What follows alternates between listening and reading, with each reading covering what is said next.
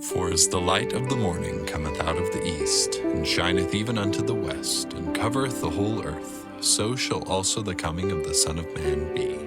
Therefore sanctify yourselves, that your minds become single to God, and the days will come that you shall see him. For he will unveil his face unto you, and it shall be in his own time, and in his own way, and according to his own will. This is Unveiling Jesus Christ.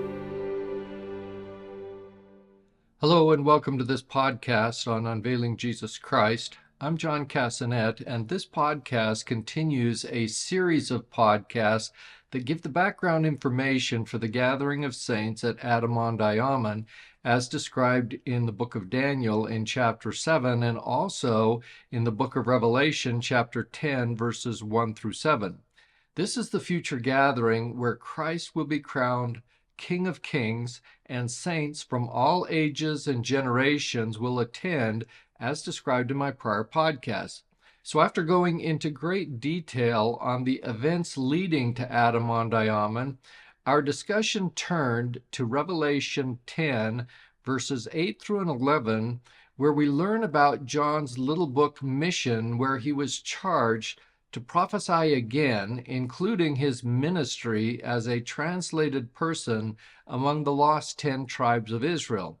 My last podcast specifically discussed the priesthood keys held by John to gather the last 10 tribes as a precursor to their future gathering and return to Adam-ondi-Ahman, and also for their return from the north at the time of the second coming. My most recent podcasts more or less assume that everyone knows about the lost 10 tribes and where they came from, how they came to be lost, and what happened to them. So today we're going to go back in time to study their history as a starting point to understand ultimately when and how and why they were translated. For the nutshell version of this podcast, you can check out section 151 of my book that you can find at unveilingjesuschrist.com. So we begin this lesson in history going back to the United Kingdom of Israel under King David, and more particularly his son, King Solomon. The New Unger's Bible Dictionary tells us Solomon's name in Hebrew, Shalomo, means peaceable. He was also called Jedediah, meaning beloved of Jehovah. He was a son of King David by Bathsheba, who succeeded King David to the throne. Close quote. The time of Solomon was the golden age of ancient Israel. King Solomon ruled over the united tribes of Israel for 40 years after his father David had likewise ruled for 40 years. 1 Kings chapter 4, verse 21 tells us that Solomon reigned over all kingdoms from the river unto the land of the Philistines and unto the border of Egypt. They brought presents and served Solomon all the days of his life. Close quote. The river in this verse refers to the Euphrates River, which means the kingdom of Israel had reached its greatest expanse, including all the lands promised to Abraham. The Nelson's New Illustrated Bible Dictionary tells us that, according to the chronology in 1 Kings 11:42, Solomon was about 20 years old when he was crowned. He assumed leadership of Israel at a time of great material and spiritual prosperity. During his 40-year reign, that is roughly 970 BC to 931 BC, he expanded his kingdom until it covered about 50,000 square miles from Egypt in the south to Syria in the north to the borders of Mesopotamia in the east. Close quote. Solomon died about 975 BC, which began a period of Israel's spiritual sickness, symbolically described by John in Revelation 6, verses 7 and 8, as the fourth horse of the apocalypse, saying, "And when he had opened the fourth seal, I heard the voice of the fourth beast say, Come and see. And I looked, and behold, a pale horse, and his name that sat on him was Death, and hell followed him. And the power was given unto them over the fourth part of the earth to kill with the sword, and with hunger, and with death, and with the beasts of the earth." Close quote. Now, I describe the meaning of this pale and sickly horse in my podcast from June 23 of 2024. When Solomon died, the United Kingdom of Israel became the divided Kingdom of Israel, and Solomon's death essentially began the 1,000-year spiritual sickness of the Israelites that culminated in about 1 AD with the birth of Jesus Christ. The divided kingdom consisted of the southern kingdom of Judah that was ruled by Solomon's son Rehoboam. He's described in 2 Chronicles 13:7 as young and tender-hearted, which essentially means he was inexperienced and faint-hearted. Because of his qualities, a rebellion was incited by the northern tribes after Solomon's death, as we're told in the International Standard Bible Encyclopedia, which says, Rehoboam, the son and successor of Solomon, the last king to claim the throne of old Israel and the first king of Judah after the division of the kingdom. Rehoboam was 41 years old when he began to reign, although the Septuagint states that he was 16 years old. He ascended the throne at Jerusalem immediately upon his father's death with apparently no opposition. North Israel, however, was dissatisfied, and the people demanded that the king meet them in popular assembly at Shechem, the leading city of northern Israel. Having come together at Shechem, the people agreed to accept Rehoboam as their king on condition that he would lighten the grievous service and burdensome taxes of his father. Rehoboam returned the people a rough answer, saying, "My father made your yoke heavy, but I will add to your yoke. My father chastised you with whips, but I will chastise you with scorpions." Rehoboam, however, misjudged the temper of the people as well as his own ability. The people, led by Jeroboam, a leader more able than himself, was ready for rebellion, and so force lost the day where kindness may have won. Close quote. As we just learned, Jeroboam was the head of the uprising by the northern tribes.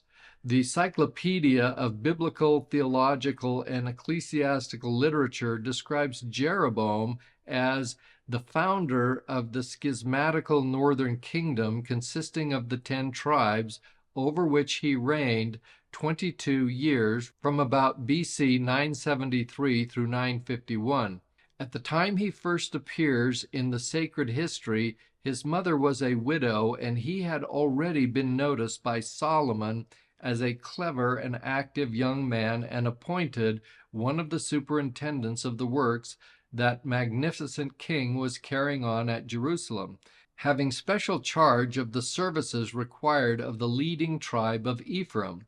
When informed by the prophet Ahijah that by the divine appointment Jeroboam was to become king over the 10 tribes about to be rent from the house of David, he was not content to wait patiently for the death of Solomon, but began to form plots and conspiracies, the discovery of which constrained him to flee to Egypt. That was about 980 BC. The king of that country was but too ready to encourage one whose success must necessarily weaken the kingdom, which had become great and formidable under David and Solomon, and which had already pushed its frontier to the Red Sea. When Solomon died, the 10 tribes sent a call to Jeroboam from Egypt, and he appears to have headed the deputation that came before the son of Solomon with a demand of new securities for the rights which the measures of the late king had compromised. Close quote. From these two quotes, you can see that very soon after the death of Solomon, we have the divided kingdoms, which included hundreds of years of civil wars between the northern kingdom, called the Kingdom of Israel, or the 10 tribes, and the southern kingdom, called Judah. The Cyclopedia of Biblical, Theological, and Ecclesiastical Literature tells us a little bit about the history of these names, saying, Israelites was the usual name of the 12 tribes from their leaving Egypt until after the death of Saul. But in consequence of the dissensions between the 10 tribes and Judah from the death of Saul onward, these 10 tribes, among whom Ephraim took the lead, arrogated to themselves this honorable name of the whole nation. And on their separation, after the death of Solomon, into an independent kingdom founded by Jeroboam, this name was adopted for the kingdom, so that thenceforth the kings of the 10 tribes were called kings of Israel, and the descendants of David, who ruled over Judah and Benjamin, were called the kings of Judah. Close quote. Now notice that the northern kingdom is also referred to as the 10 tribes, and that number may be more symbolic than literal, because the kingdom of Israel in the north included people from all the tribes and was therefore a symbolic whole of one part, or part of a whole, as I've discussed in some of my podcasts talking about numerology. Fawcett's Bible Dictionary explains the symbolism of the number 10, saying, "The northern kingdom, including the majority of the whole nation, namely 10 tribes, or all else except Judah, Benjamin, Levi, Dan, and Simeon." In 1 Kings 11:13, verses 31 through 32, Jeroboam was appointed by God to have 10 tribes. Solomon's seed, 1, but 2 were left for David's line when Ahijah gave 10 out of the 12 pieces of his garment to Jeroboam. The numbers therefore must be understood in a symbolical rather than in a strictly arithmetical sense. 10 expresses completeness and totality in contrast with 1, the tribe of Judah only, but Benjamin is included also. Close quote. For more on this number 10 as a symbol, check out my podcast from October 29 of 2023.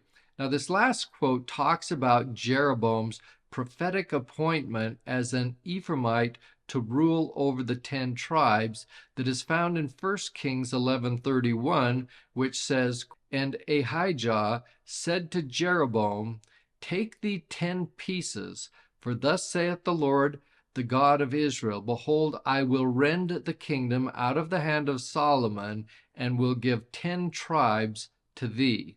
Close quote. From the time of Jeroboam, Ephraim and Manasseh were the dominant tribes in the north, while Judah was the dominant in the south, but there was obviously a lot of mixing going on. For example, Lehi and Ishmael lived in Jerusalem in 600 BC, which is the southern part of the divided kingdom, but they were from the tribes of Manasseh and Ephraim, respectively. So in these divided kingdoms, we essentially have 200 plus years of civil wars and a tumultuous coexistence between these independent Israelite nations. There were lots of jealousies between the cosmopolitan tribes in the north and the more agricultural tribes in the south. Kent Jackson explains that Joshua led the tribes of Israel across the Jordan River into their promised land. Once settled, the tribe of Joseph in its 2 divisions, Ephraim and Manasseh, became strong numerically and eventually united with the other northern tribes in rebellion against the house of David. For 2 centuries, Ephraim was the predominant influence in what became known as the Kingdom of Israel, often referred to as Ephraim. The northern kingdom disregarded the law of Moses and committed the sins of the Canaanites until the Lord allowed them to be taken captive between 740 and 721 BC by the Assyrians. They did not return from their captivity and hence are commonly referred to as the lost 10 tribes. Close quote. So throughout this 200-year period of civil unrest, from the time that Solomon died until the 10 tribes are taken captive by the Assyrians, every king in the northern kingdom was wicked.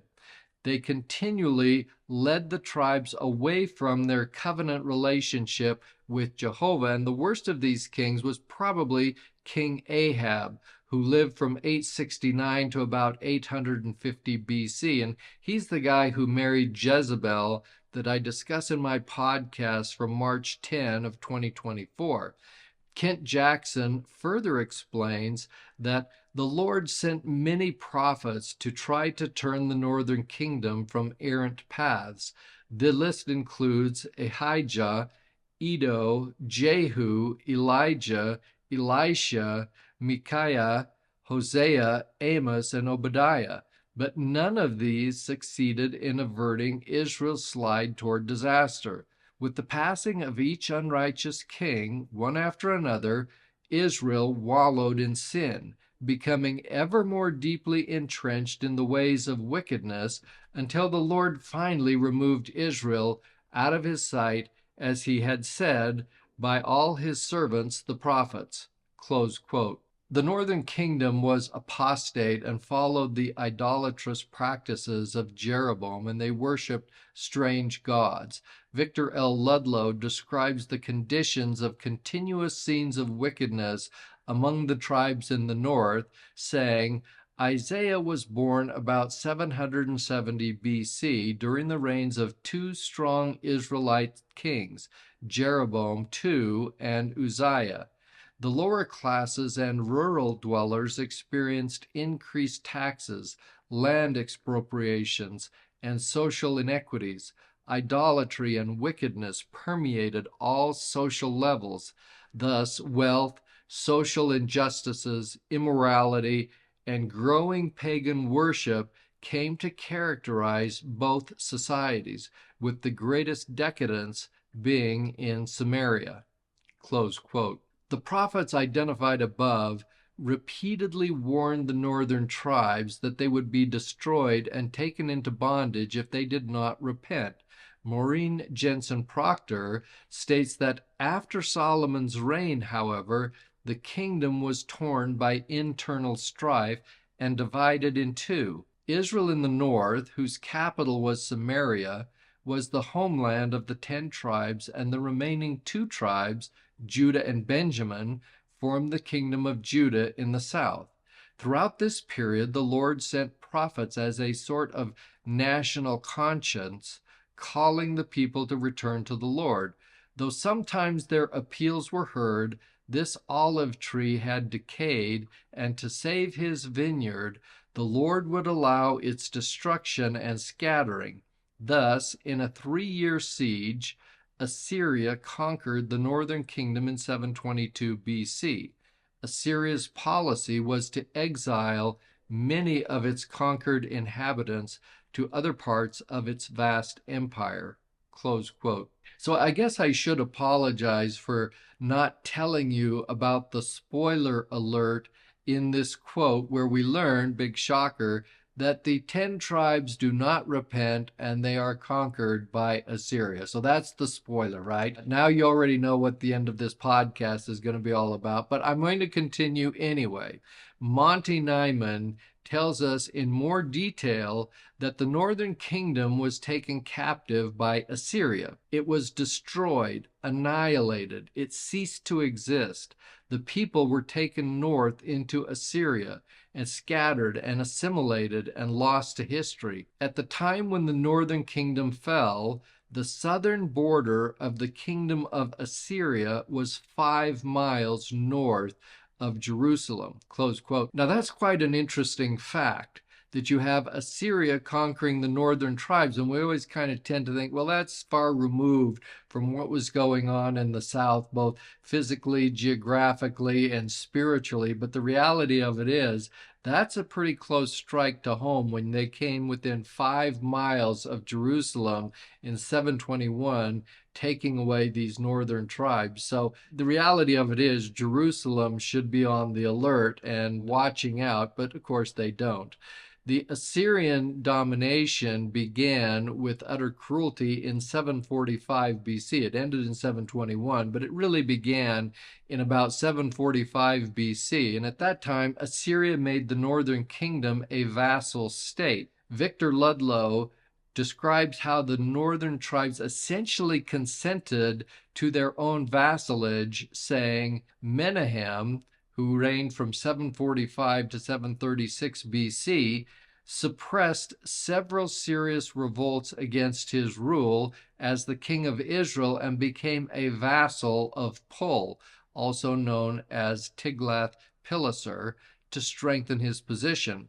Menahem's tribute payment to Pul brought Israel into the first stage of vassalage to the Assyrians.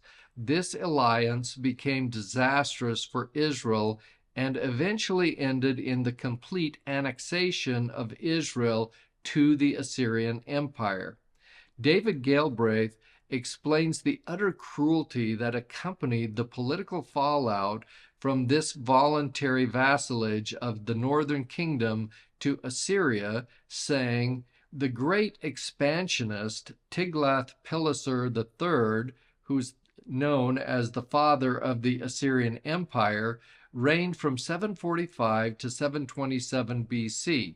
He began the systematic, permanent absorption of foreign territories as provinces of Assyria by deporting people from one part of the empire to another. Assyrians were infamous for their barbarous conquests and treatment of captured enemies. They forced captives to parade through the streets of Nineveh with the severed heads of other captives around their necks. The Assyrians were masters of torture, cutting off noses and ears and yanking out tongues of live enemies. They flayed prisoners, skinned them while they were still alive."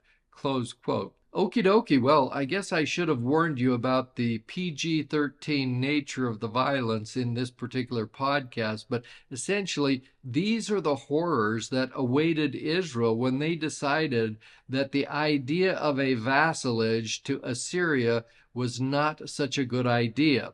Israel rebelled against Assyrian rule in approximately 735 BC, when the Assyrians at that point deported thousands of them from the area of Galilee.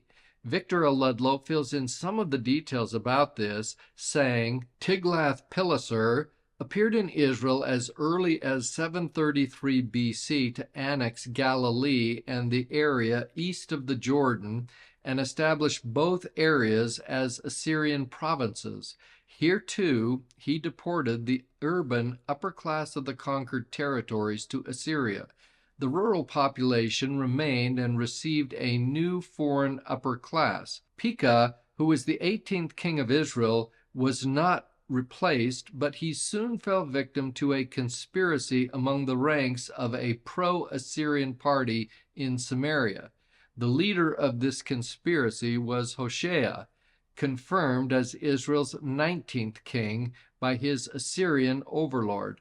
He began his rule in 732 BC. Assyrian control over Hoshea's ascension constituted the second stage of vassalage for the northern kingdom." Close quote. Ultimately, the northern tribes rebelled again in about 724 BC. Now, Hoshea, who I mentioned a moment ago, was the last vassal king of Israel, and he decided to ally himself with Egypt in order to throw off the Assyrian yoke.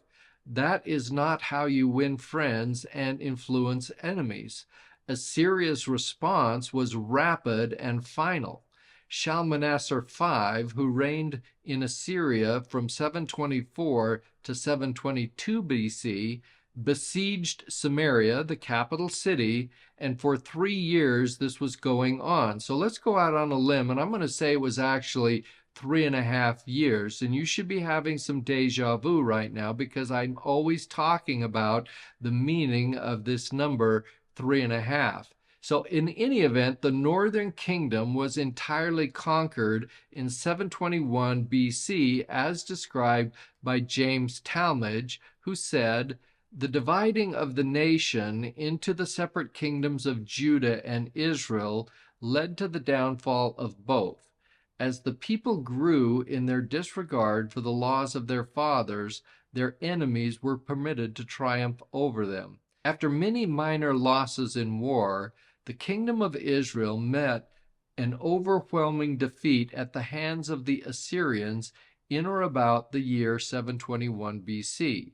We read that Shalmaneser IV, king of Assyria, besieged Samaria, the third and last capital of the kingdom, and that after 3 years the city was taken by Sargon, Shalmaneser's successor. The people of Israel were carried captive into Assyria and distributed among the cities of the Medes. Close quote. David Galbraith adds some additional details about how this was done and who done it, saying, Shalmaneser besieged Samaria from 724 to 722 BC, and in September of 722 he finally captured the city. He apparently died in December of the same year. Sargon II, who ruled from 721 through 705 BC, succeeded Shalmaneser on the throne of Assyria, and he is the one responsible for carrying away the northern Israelites, the lost 10 tribes, and making Samaria a province of Assyria. He boasted full credit for the conquest and deportation of the Israelites in one of his annalistic inscriptions that says, I besieged and conquered Samaria and led away as booty 27,290 inhabitants of it. Close quote. The Lord gave Assyria power over the northern kingdom because of the wickedness and idolatry of these Israelite people, as spoken of by Joseph Fielding Smith, who wrote that David made Israel a nation of power to be respected. In the days of Solomon, its fame had gone to all parts of the known world, but because of the wickedness in Solomon's later years and following, decay set in because of the rebellion of the people of Israel. First came the carrying away of the 10 tribes into Assyria, from which country they never to this day have returned. Close quote. Hoyt Brewster also adds some additional details to the description by President Smith, saying, the Assyrian army is the rod whereby the Lord chastises errant Israel. It is hoped that the hypocritical nation of Israel, which claims to be God's chosen people but does not follow his chosen ways, will recognize this as a wake-up call to repent. Yet Assyria goes beyond its mission to chastise Israel. In their indignation, the Assyrians seek to destroy not only Israel but other nations, not a few, as well. Not recognizing the hand of the Lord in its assigned role as the chastiser of the wicked, Assyria arrogantly boasts of its own strength and power.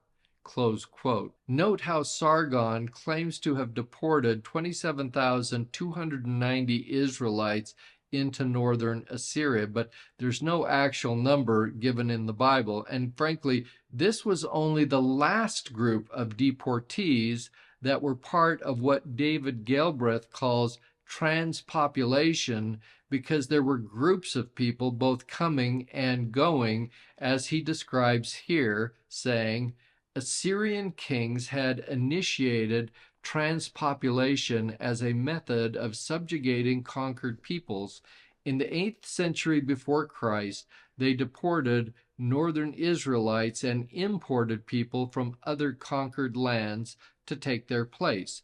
Close quote. Thus we see that we have these successive stages of deportations, beginning with Tiglath-Pileser III, or Pul, that attacked Syria and Israel in 732 BC and took many captive, especially most of the northern tribes from this area of Galilee.